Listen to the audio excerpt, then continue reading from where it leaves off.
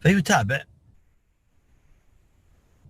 نفسه، أقواله، أفعاله. يعني أنت بحاجة إلى أنك أنت نفسك. لنفسي أبكي لست أبكي لغيرها، لنفسي من نفسي عن الناس شاغل. فأنت انشغل بنفسك، بإصلاحها وتقويمها والثبات على الهدى. وإن أتت المغريات، وإن أتت الملهيات، وإن أتت أمور الدنيا، كن مع الله سبحانه عز وجل، يكون الله معك. واحفظ الله تحفظ. من أعظم ما ينبغي مراعاته في العمل أن يراقب الله عز وجل، أن تعبد الله كأنك تراه، فإن لم تكن تراه فإنه يراك. لأن الإحسان مرتبة عظيمة تجعلك تراعي هذه الأمور.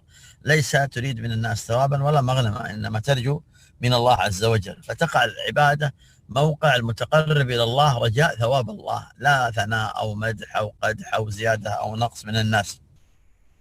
وبهذا يراعي نفسه حتى تثبت على التقى والرشاد، ومع ذلك يرجو من الله القبول ويسير على نهج الرسول.